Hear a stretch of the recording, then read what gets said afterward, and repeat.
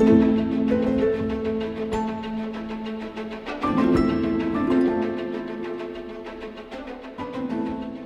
guys, welcome back to another session with the Last Grade First. My name is John, and I'm here with Gareth and Richard.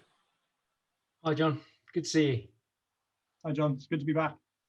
Hey guys, we've covered a lot of information in the last few weeks, from equipment to conditions to technology to food, and the enormous amount of calories that you need to consume every day. All the way through to your routines of melting water on a daily basis, and just the importance of teamwork basically on this expedition to ensure its success.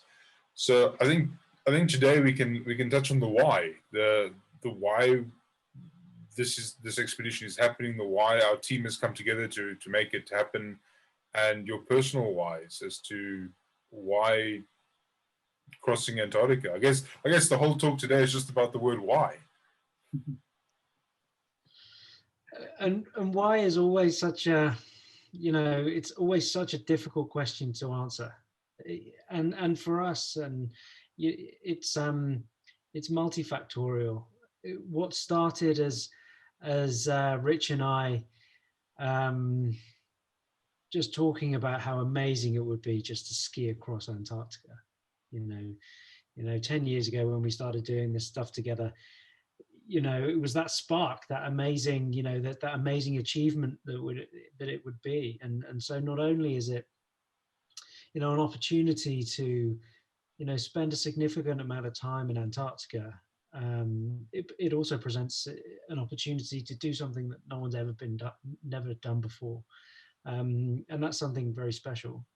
And, over the process of putting this project together, we've realized that we can actually achieve something quite wonderful, and really make a big contribution, not only to, the world that we live in at the moment, but also for the world for future generations. So through our work with the Antarctic Science Foundation, and the Australian Antarctic Division on climate change data, and working with Scouts to inspire a generation of young people to get excited and about the wonders of Antarctica, and to protect and conserve the frozen continent into the future. So it is, the crossing is just one element of what's become quite a special project for us.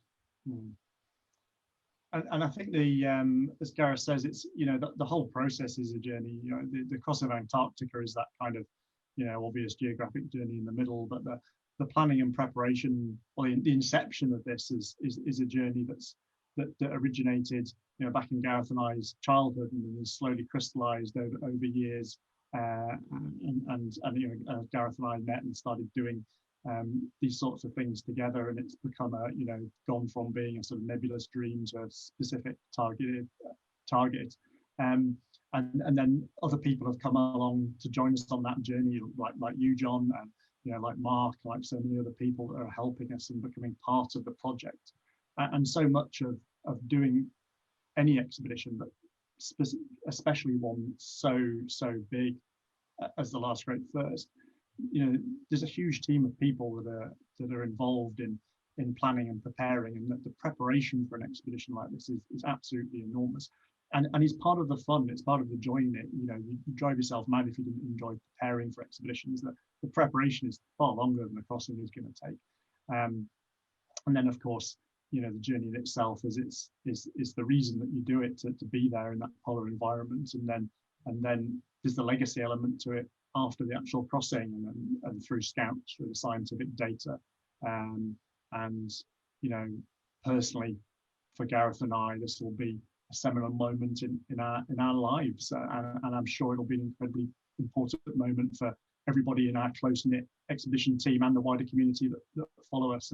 And so there's that journey through the planning, the expedition itself, and the legacy of it. That's all part of the attraction of doing something as amazing as this. And I think you touched on a very good point there, saying that the planning part is also a fun part, because a lot of expeditions that we've organized and put together, you do the planning is so intense and it takes so long. It normally takes years longer than what the actual expedition is. That when you get to doing the expedition, it's almost a relief that you've started and it's actually taking place, and you almost forget that the whole build-up was to be able to do that. So I think it is important to realize, I would have the attitude of it is part of the journey, is the planning as well as the actual expedition.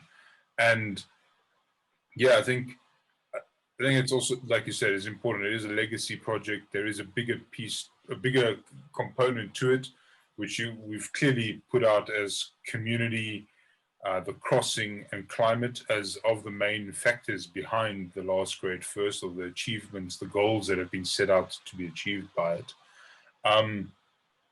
Is there anything you guys want to touch more around that? The one thing I would add as well, John, is that it touches on the difference between the preparation and the expedition itself. But I guess part of the why is what I love so much about being on an expedition is how simple life is once you're actually there. All you have to do is you have to get up in the morning and you have to get 26 kilometers further towards your goal than you were than the place that you woke up.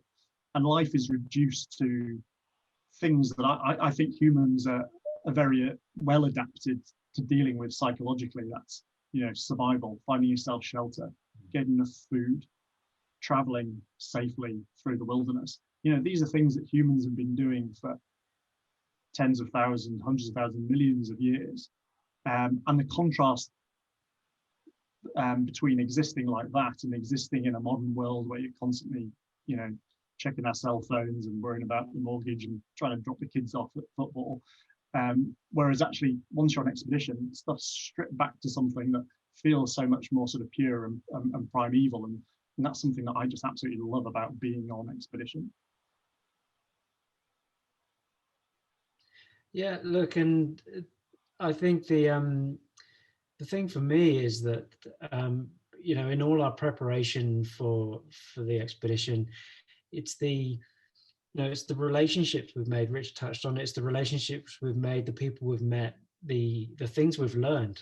You know, we've learned so much through this process, not just about, you know, polar travel and you know, everything polar. It's the you know, like Rich said, it's becoming a defining thing in our lives. And you know, we're really excited to continue with the preparation and the planning and getting to Antarctica. And you know, by the time we get there, with the people that we have around us in our team, we're in a really strong position to be successful. That is amazing, and yeah, I think that is the important part that a lot of people might also forget about these big expeditions, is that it is about the team. The team becomes a family, and that family unit, literally work together to make the impossible possible. And that is a very important factor that a lot of people overlook or forget about projects of this magnitude, or any project that they take on of any shape or form. This is definitely not the last time we're going to be chatting. There's going to be a lot more content rolling out over the next 12 months leading up to and during the expedition. There's going to be interviews, video, web conferences, photographs being uploaded. But for now, in closing this session, is there any closing thoughts or last thoughts for this talk that you would like to leave with the guys listening? I mean, I guess what I would say is that, you know, we've, you know, the series of this part of the podcast, you've described what an amazing journey we're already embarked upon preparing for this expedition that we're all that Gareth and I are gonna go on. And we love those people out there to join us on this journey through becoming part of the Last Great First community. So you know, come and share in the excitement and the passion and the you know, this world first groundbreaking polar expedition. Come and be there with us. Yeah, look, and I was going to say exactly the same thing. John, you touched on, you know, our team being a family, and it's so true. From a, you know, from a grassroots level, you know, me and Rich, we try and involve our, you know, our direct family as much as we can in everything that we're doing with the expedition, all our training and preparation and things, and then you guys and, you know, the expedition team. But you know, it would be wonderful if you know, people at home watching these podcasts followed our expedition and became a part of our wider expedition family and our community, because we really want this expedition to be for everyone.